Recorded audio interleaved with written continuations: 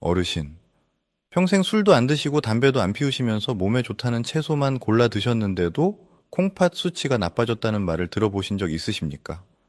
억울하고 도무지 이해가 안 되시죠? 사실 그 억울함에는 이유가 있습니다. 건강을 위해 드셨던 바로 그 채소들이 오히려 콩팥을 조용히 망가뜨리고 있었을 수 있기 때문입니다. 오늘 저는 20년 넘게 수천 명의 환자를 진료하면서 진료실에서는 시간이 없어 미처 다 말씀드리지 못했던 그 진실을 이 자리에서 처음으로 모두 공개하겠습니다. 지금 이 순간을 절대 놓치지 마십시오. 저는 최동현 박사입니다. 신장내과 전문의로 20년 넘게 진료실에서 수천 명의 환자분들을 만나왔습니다. 제가 가장 가슴 아팠던 순간이 언제인지 아십니까? 퉁퉁 부은 손으로 제 손을 꼭 잡으시며 이렇게 말씀하시는 어르신을 만날 때입니다. 선생님, 저는 평생 몸에 좋다는 채소랑 나물만 열심히 챙겨 먹었습니다. 그런데 왜 제 콩팥이 이렇게 된 겁니까? 그 눈물을 보고 있으면은 저도 모르게 가슴이 먹먹해집니다. 그분은 잘못하신 게 없습니다.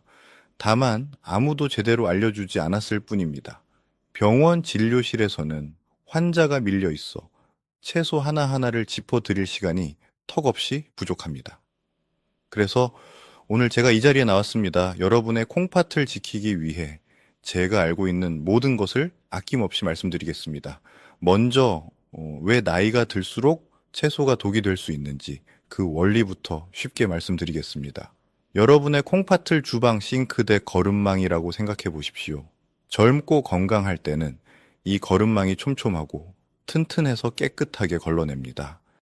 그런데 60년, 70년을 단 하루도 쉬지 않고 일에 온 거름망은 어떻겠습니까? 여기저기 낡고 구멍이 막혀 제 기능을 하지 못하는 상태가 됩니다. 실제로 나이가 들수록 콩팥의 역과 기능은 매년 조금씩 자연스럽게 줄어듭니다. 이것은 누구의 잘못도 아닌 자연스러운 노화입니다. 그럼 문제는 바로 이 시점에 시작됩니다. 낡은 거름망 상태에서 칼륨이 많은 채소를 드시면 몸 밖으로 빠져나가지 못한 칼륨이 혈액 속에 쌓입니다. 그 칼륨이 심장으로 흘러들어가면 마치 심장에 갑자기 고압 전류가 흐르는 것처럼 심장 박동이 불규칙해집니다. 이것이 부정맥이고 심하면 돌연사로 이어질 수 있습니다. 나트륨도 마찬가지입니다. 짠 음식이 혈관으로 들어오면 혈압이 치솟고 콩팥 안에 아주 가느다란 혈관들이 마치 얇은 풍선에 물을 억지로 계속 넣는 것처럼 결국 터지고 맙니다. 그렇다면 지금 여러분의 냉장고 안에 숨어 있는 콩팥 저격수는 과연 무엇일까요? 첫 번째 채소입니다. 어르신 댁 베란다나 창고를 한번 떠올려 보십시오. 혹시 늙은 호박 하나쯤 놓아두고 계시지는 않습니까? 오래전부터 산후에도 드시고 몸이 부었을 때도 드셨던 바로 그 호박입니다. 그런데 콩팥이 약해지신 어르신들에게 호박은 전혀 다른 얼굴을 하고 있습니다. 호박은 우리 어머니 세대부터 몸을 보호하는 음식으로 여겨져 왔습니다. 소화도 잘 되고 부드러우니 호박죽을 자주 끓여 드시는 어르신들도 정말 많으십니다. 특히 입맛이 없으실 때 따뜻한 호박죽 한 그릇이면 든든하다고 느끼시는 분들이 많으시지요. 그런데 바로 이 호박죽이 콩팥에는 큰 부담이 될 수 있습니다. 호박 반 컵에는 약 280mg의 칼륨이 들어 있습니다. 여기까지는 그나마 괜찮습니다. 진짜 문제는 조리 방법에 있습니다. 호박죽을 끓이면 물이 졸아들면서 호박 속 칼륨이 한 그릇 안에 고스란히 농축됩니다. 멀겋게 끓인 죽이 아니라 진하게 끓인 호박죽 한 그릇은 콩팥이 약한 분께 칼륨 폭탄이나 다름없습니다. 낡고 지친 콩팥 여과 기능으로는 이 많은 칼륨을 한꺼번에 처리할 수가 없습니다. 처리하지 못한 칼륨은 혈액 속에 그대로 쌓이고 결국 심장으로 흘러들어가게 됩니다. 심장 박동이 불규칙해지고 심하면 돌연사로 이어질 수도 있습니다. 이것이 바로 호박죽 한 그릇이 가져올 수 있는 무서운 결과입니다. 실제로 제 진료실을 찾아오시는 어르신들 중에 얼굴이 붓고 소변에 거품이 많다고 하시는 분들의 식단을 자세히 살펴보면은 호박죽이나 호박전을 거의 매일 드시는 경우가 정말 많습니다. 건강해지려고 정성껏 끓이신 그 호박죽이 오히려 콩팥을 힘들게 하고 있었던 것입니다. 얼마나 억울한 일입니까? 호박이 나쁜 음식이라는 말씀이 절대 아닙니다. 콩팥 역과 기능이 떨어진 상태에서 매일 많은 양을 드시는 것이 문제입니다.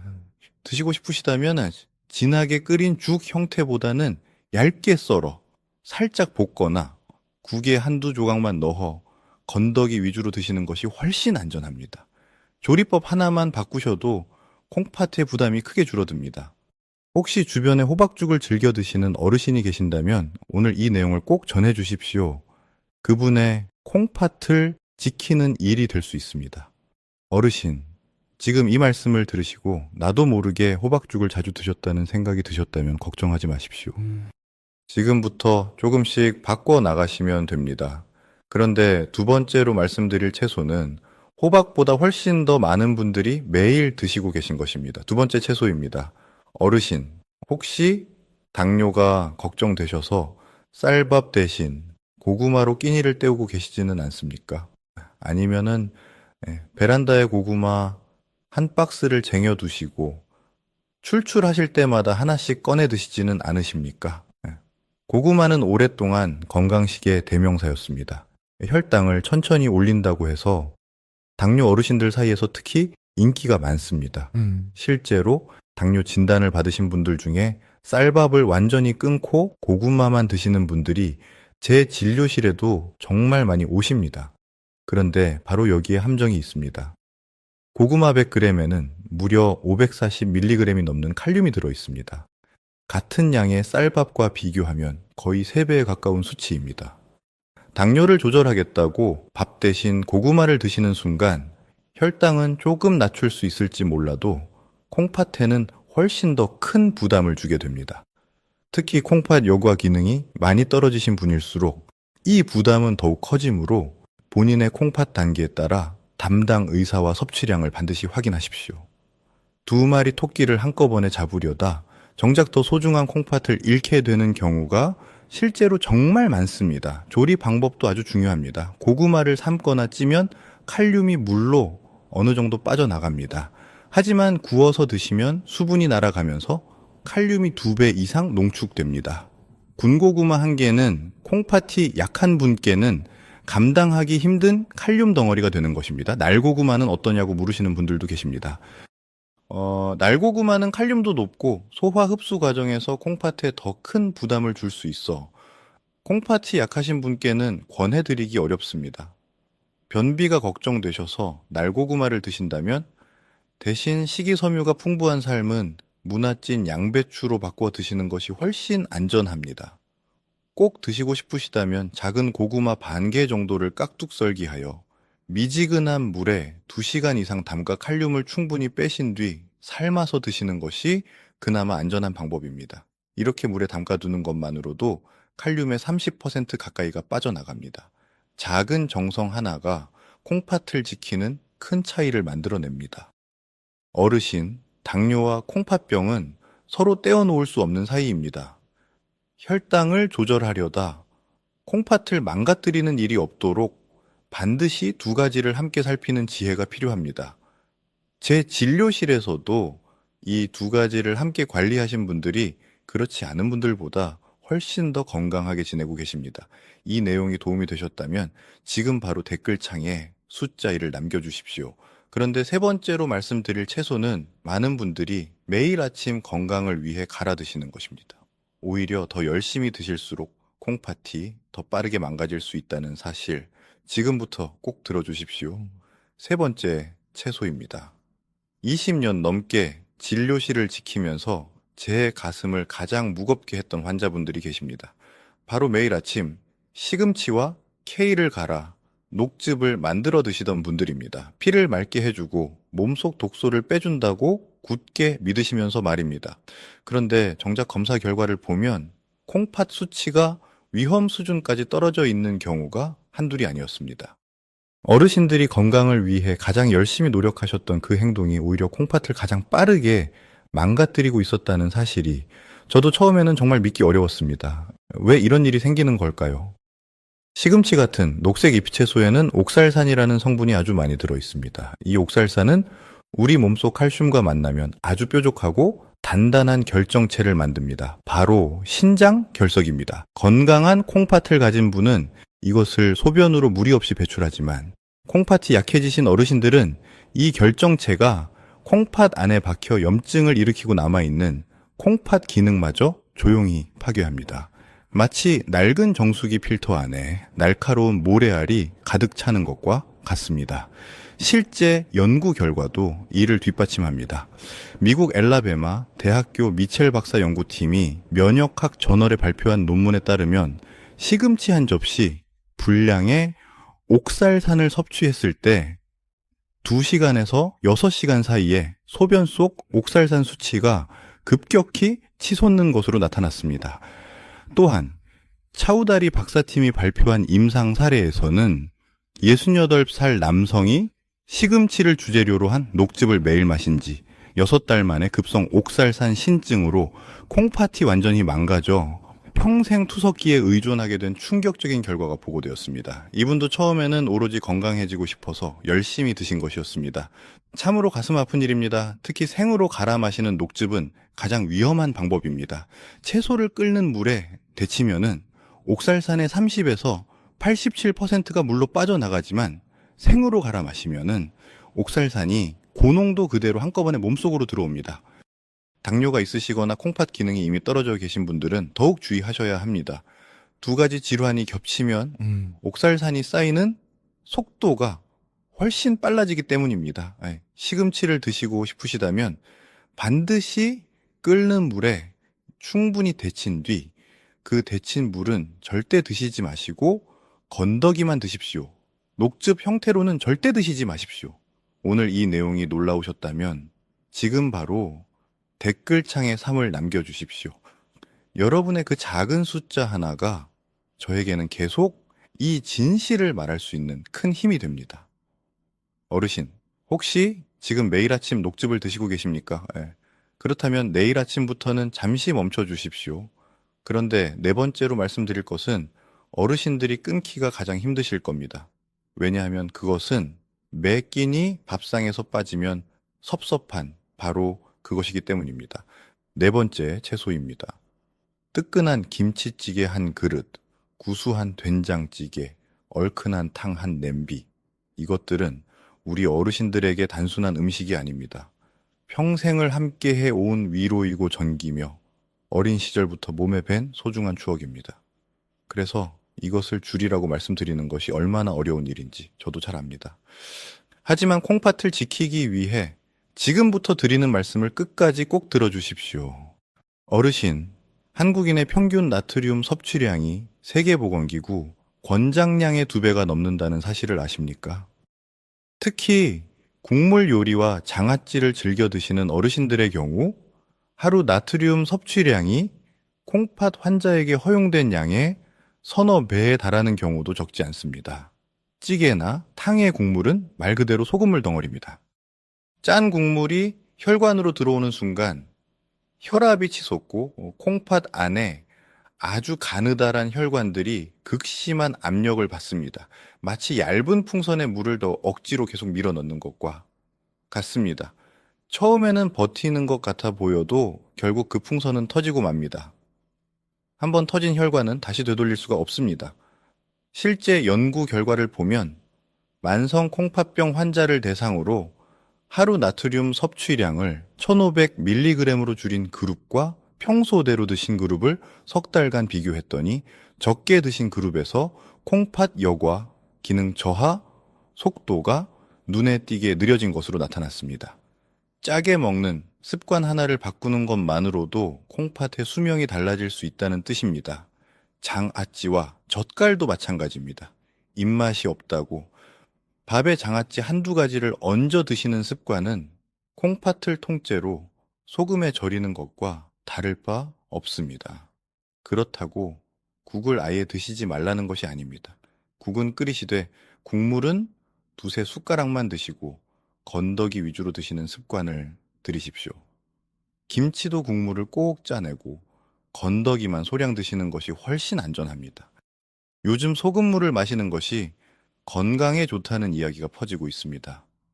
콩팥이 건강한 분들에게도 의학적으로 권장되는 방법은 아니며 콩팥 기능이 떨어지신 어르신들에게는 절대로 따라하시면 안 됩니다.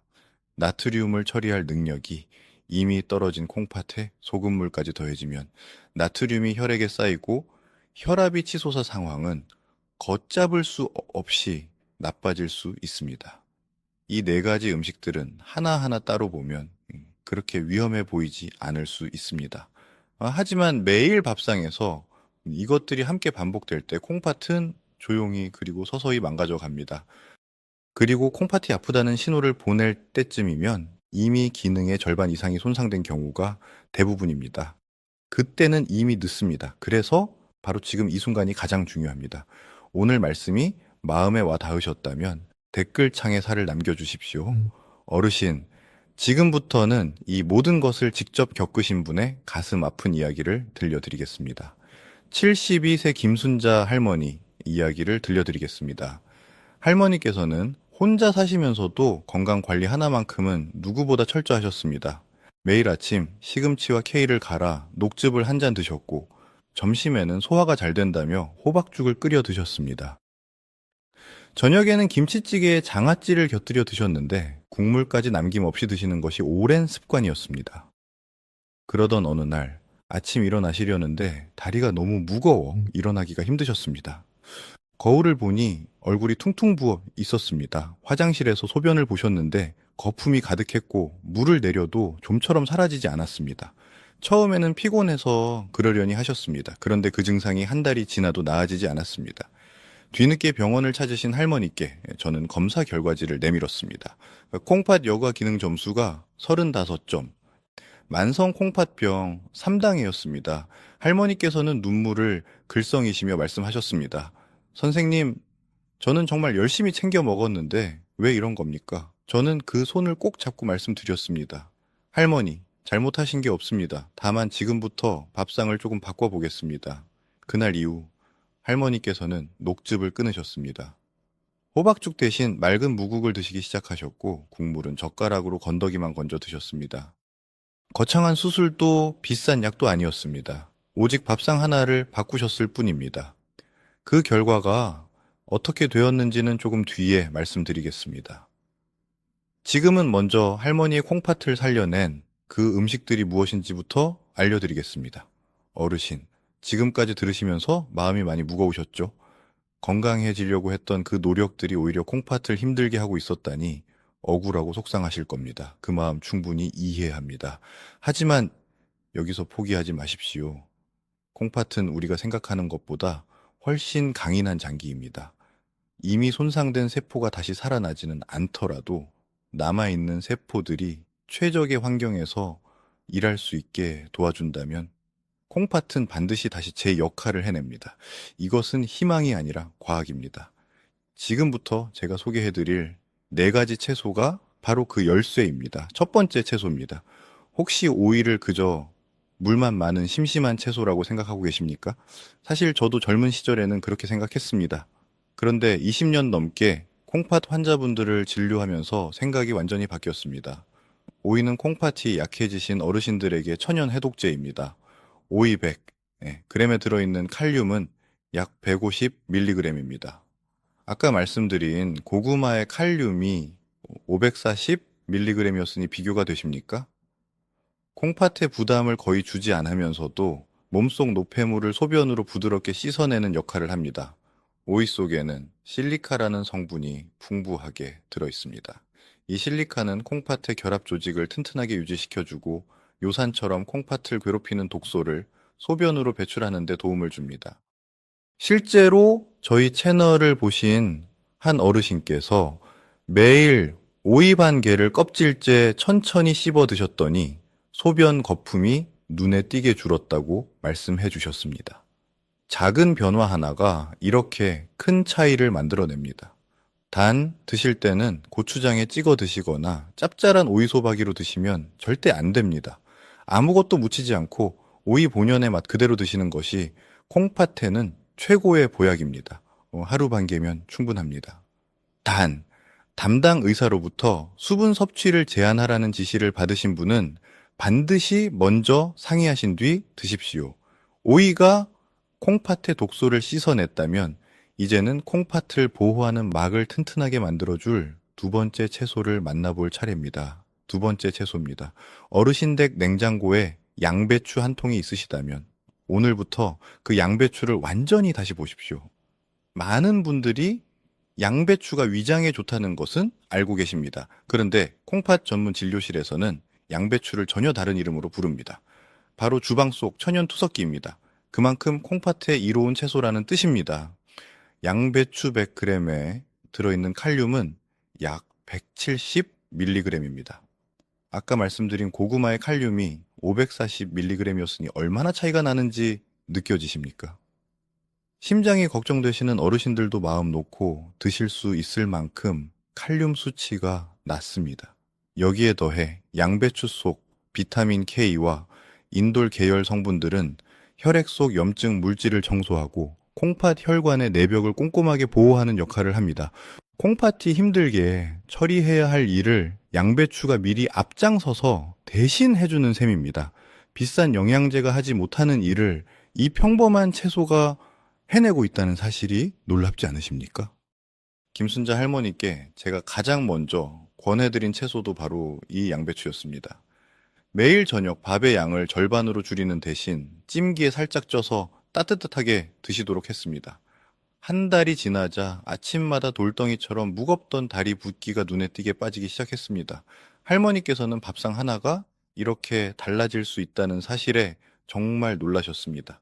드실 때는 생으로 드시는 것보다 찜기에 5분에서 7분 정도 살짝 쪄서 따뜻하게 드시는 것이 훨씬 좋습니다. 살짝 익히면은 소화 흡수율이 높아지고 위장에도 부담이 없습니다. 하루 한두 줌이면 충분합니다. 단, 혈액순환 개선제인 와파린을 드시는 분은 반드시 담당 의사와 상의하신 뒤 드시기 바랍니다. 오늘부터 찜기에 양배추 한 줌을 올려보십시오.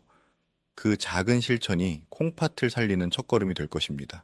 오이가 독소를 씻어내고 양배추가 콩팥 혈관을 보호했다면 이제는 몸속 노폐물을 소변으로 시원하게 내보내줄 세 번째 채소를 만나볼 시간입니다. 세 번째 채소입니다. 우리 옛 어른들께서 무는 인삼보다 낫다고 하셨습니다. 저는 20년 넘게 콩팥 환자분들을 진료하면서 이 말이 결코 과장이 아니라는 것을 수없이 확인했습니다. 무에는 디아스타아제라는 강력한 천연 소화 효소가 들어 있습니다. 나이가 들수록 소화 기능이 떨어지면서 음식물 찌꺼기가 몸속에 남아 독소를 만드는데 무가 이 독소를 대신 분해해 줍니다. 콩팥이 짊어져야 할 무거운 짐을 무가 절반쯤 대신 들어주는 셈입니다. 또한 무는 천연, 이뇨제 역할을 합니다. 소변을 시원하게 나오게 도와주면서도 칼륨 부담이 비교적 적어 콩팥이 약하신 분들도 드실 수 있는 몇 안 되는 효자 채소입니다. 아침마다 얼굴이 붓고 다리가 무거우신 어르신들께 제가 가장 먼저 권해드리는 것이 바로 맑은 무국입니다. 김순자 할머니께서도 호박죽을 끊으시고 맑은 무국으로 바꾸신 뒤 일주일도 차에 되지 않아 아침 붓기가 눈에 띄게 줄었다고 하셨습니다.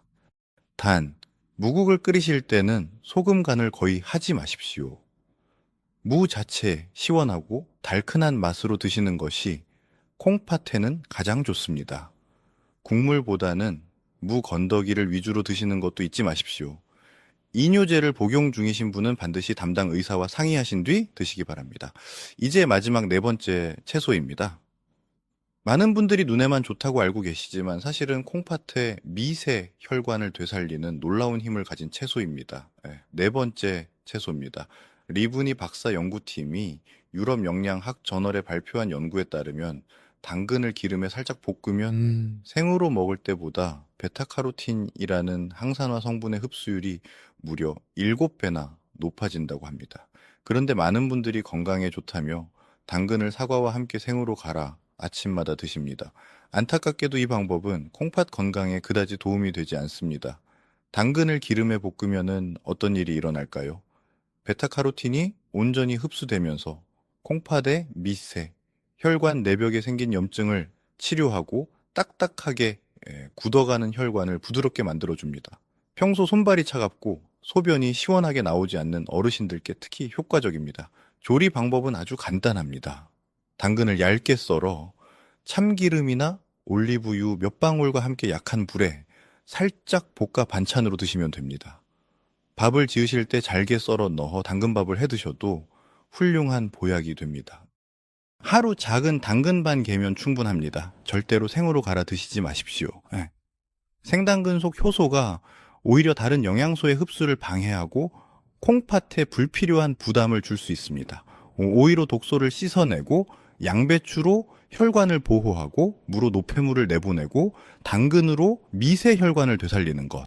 이 네 가지가 함께 어우러질 때 비로소 콩팥은 다시 숨을 쉬기 시작합니다. 하지만 아무리 좋은 채소라도 잘못 조리하면은 그 효과가 절반으로 줄어듭니다. 지금부터 말씀드릴 두 가지 조리 원칙은 반드시 가슴에 새겨두십시오. 아무리 좋은 채소라도 잘못 조리하면 독이 될 수 있습니다. 병원 진료실에서는 시간이 없어 절대 알려드리지 못하는 두 가지 원칙을 지금 바로 알려드리겠습니다. 첫 번째 원칙은 칼륨 빼기입니다. 채소에 들어있는 칼륨은 물에 잘 녹는 성질이 있습니다. 이 성질을 이용하십시오. 채소를 손질하실 때 평소보다 잘게 썰어서 미지근한 물에 최소 2시간 이상 담가 두십시오. 이렇게만 해도 칼륨의 30%가 물로 빠져나갑니다. 더 확실하게 하시려면 끓는 물에 충분히 데친 뒤 그 물은 반드시 버리십시오. 채소 삶은 물에 영양가가 있다고 그 물로 밥을 짓거나 국을 끓이시는 분들이 계신데 콩팥이 약하신 분들에게 그 물은 칼륨을 농축시킨 독약이나 다름없습니다. 아깝더라도 미련 없이 버리셔야 합니다. 두 번째 원칙은 국물과의 이별입니다. 무국이든 양배추국이든 국을 끓이셨다면 국물보다는 건더기 위주로 드십시오. 국물에는 재료에서 빠져나온 칼륨과 조리 중에 넣은 소금이 고농도로 녹아 있습니다.